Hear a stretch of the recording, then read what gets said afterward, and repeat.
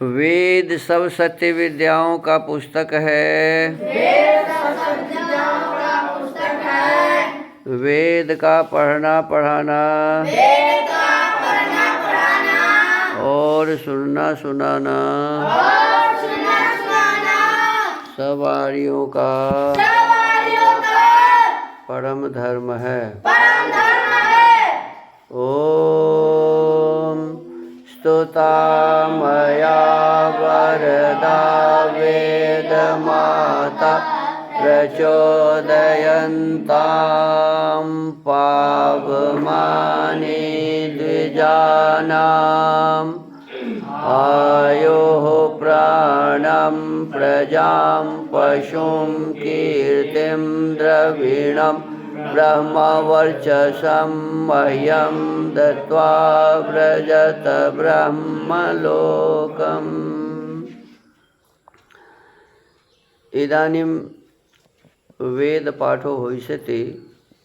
अद्य ऋग्वेदस्य तृतीयं मण्डलस्य चतुश्चत्वारिंशं सूक्तस्य पाठो भविष्यति।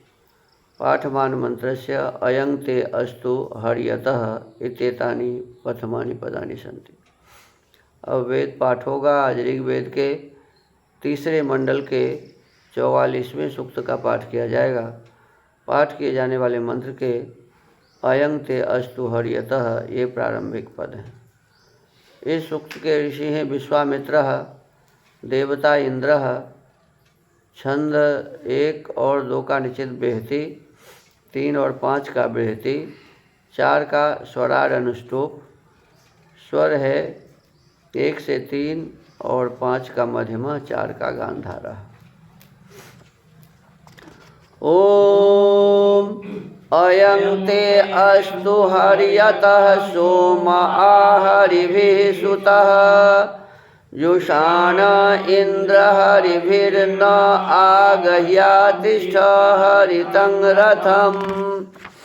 ॐ हर्यन्नुषा समर्चयः सूर्यं हर्यन्नरोचयः विद्वांश्चिकित्वान् हर्यश्व वर्धस इन्द्र विश्वा अभिश्रियः।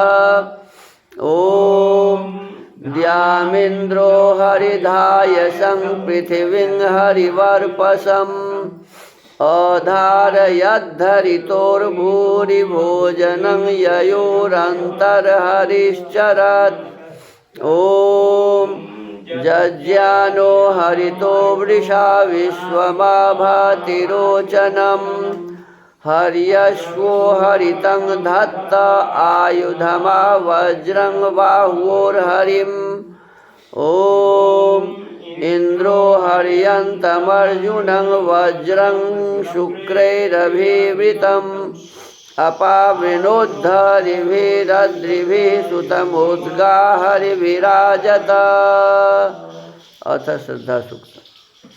ॐ श्रद्धयाग्निः समिध्यते श्रद्धया हूयते हविः श्रद्धां भगस्य मूर्धनि वचसा वेदयामसि।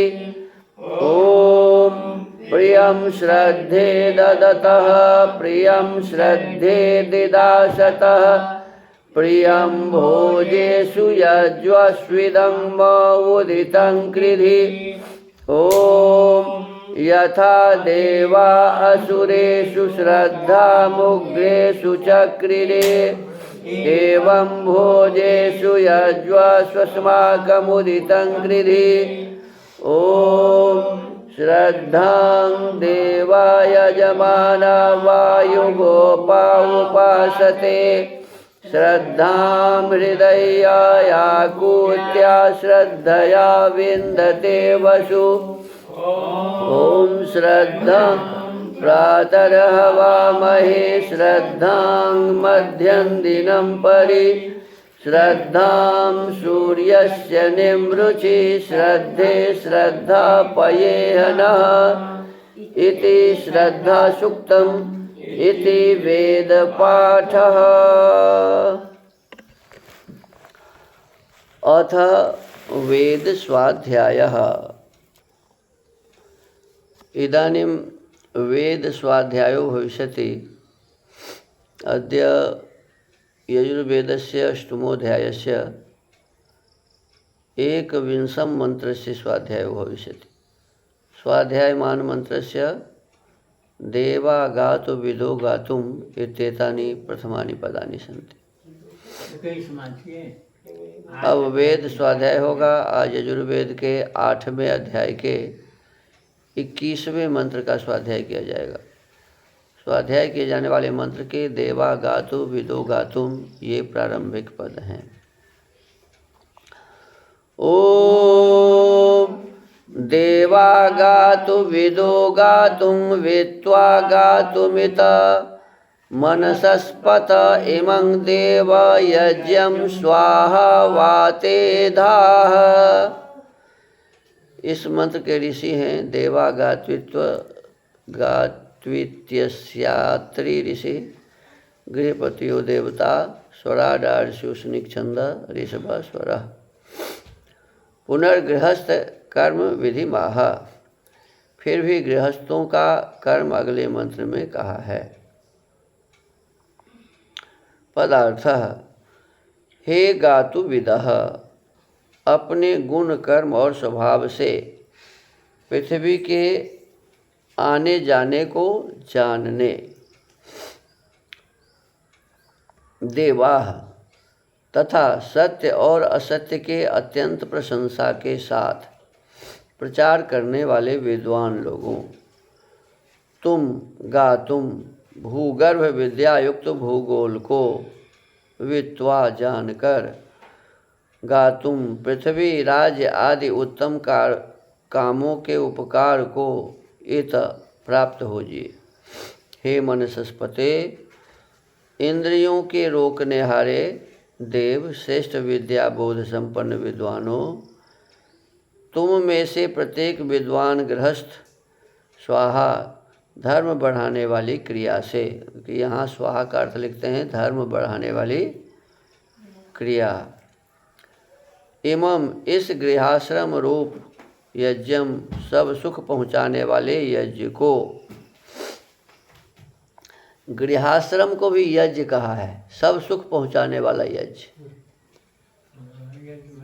सब सुख पहुँचाने वाले यज्ञ को वाते विशेष जानने योग्य व्यवहारों में धाह धारण करो। भावार्थ, गृहस्थों को चाहिए कि अत्यंत प्रयत्न के साथ भूगर्भ विद्याओं को जान, इंद्रियों को जीत, परोपकारी होकर और उत्तम धर्म से गृहाश्रम के व्यवहारों को उन्नति देकर सब प्राणी मात्र को सुखी करें। देखिए, गृहस्थ धर्म केवल ऐश मौज के लिए नहीं मिलता है। और देखिए, गृहस्थ को क्या क्या कर्तव्य बताया गया वेद में। कहा कि सबसे पहले गृहस्थ को खूब मेहनत और परिश्रम करना चाहिए, अत्यंत प्रयत्न पुरुषार्थ। आलसी बन के सोने के लिए, बैठने के लिए ये शरीर नहीं मिला है। तो कहते हैं गृहस्थों को अत्यंत पुरुषार्थ करना चाहिए। फिर दूसरी बात बताया कि पुरुषार्थ करके भूगर्भ विद्या को हमें जानना चाहिए। भूगर्भ विद्या का मतलब है, भू का मतलब पृथ्वी, भू का मतलब, और गर्भ माने पृथ्वी के भीतर में जो कुछ है। तो देखो, जो भूगर्भ विद्या को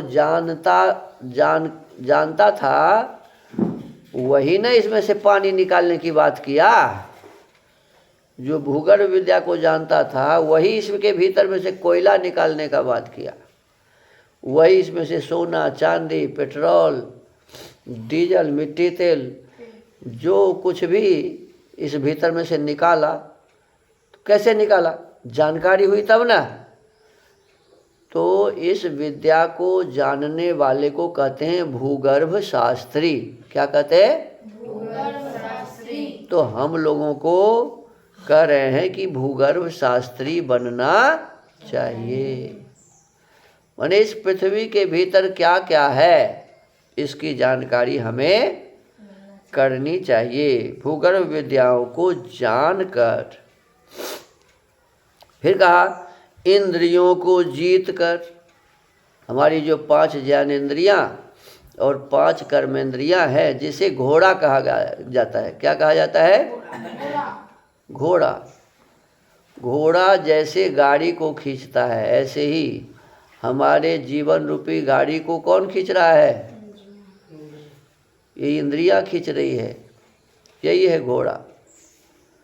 और कहते हैं कि इन इंद्रियों को जीत कर, क्योंकि पता नहीं यदि हम इसे नहीं जीतेंगे तो कहाँ कहाँ हमें गिरा सकता है। घोड़ा को यदि आदमी अपने बस में न रखे तो पता नहीं कहाँ किस खाई में गिरा देगा। तो इन इंद्रियों को बस में रखने के लिए घोड़े में जैसे लगाम होते हैं, और घोड़े पर चढ़ने वाला लगाम को पकड़ के और फिर क्या कहते हैं उसको जहाँ तहाँ ले जाता है, ठीक ऐसे ही मन हमारे इस शरीर में लगाम है। मगर मन क्या है जी? लगाम। तो कहते हैं अपने मन को ऐसे पकड़ के रखो कि आपकी इंद्रियां सही रास्ते पर चले, क्योंकि मन ही लगाम है अपने इंद्रियों का। इंद्रियां रूपी जो घोड़े हैं उसका लगाम क्या है जी? मन है। तो मन को ऐसे पकड़ के रखो, और जब मन को हम पकड़ कर रखेंगे अर्थात मन को अपने बस में कर लेंगे तो सभी इंद्रियां बस में हो जाती है। तो मन के माध्यम से इंद्रियों को बस में करके हमें परोपकारी होना चाहिए। परोपकार का मतलब होता है दूसरों का उपकार करना। पर माने दूसरा, उपकार माने सहायता। तो दूसरों की सहायता करना परोपकार है। तो मनुष्यों को चाहिए, गृहस्थियों को चाहिए कि दूसरों का उपकार भी करे। और उत्तम धर्म से, देखो धर्म में भी कहा उत्तम धर्म।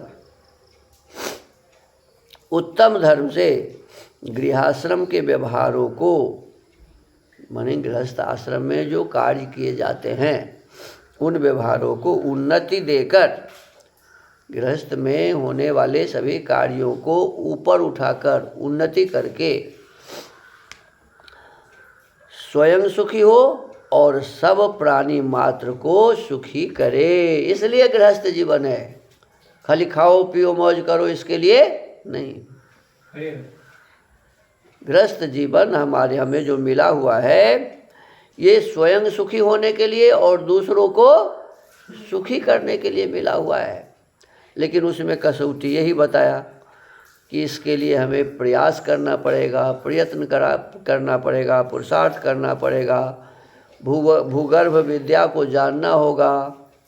ये पृथ्वी कैसे चलती है, पृथ्वी कैसे गोल है, कैसे सूर्य के चारों ओर घूमती है, कैसे इसके चारों ओर चंद्रमा घूमती है, किस प्रकार से सारे संसार में सभी ग्रह चल रहे हैं, ये सब भूगर्भ विद्या के अंतर्गत आता है।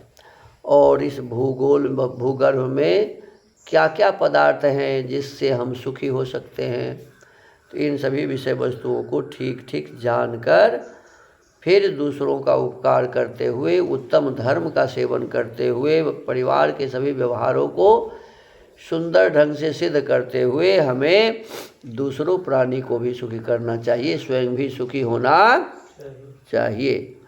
तो आज के इस वेद स्वाध्याय के क्रम को यही विराम देते हैं। ओम।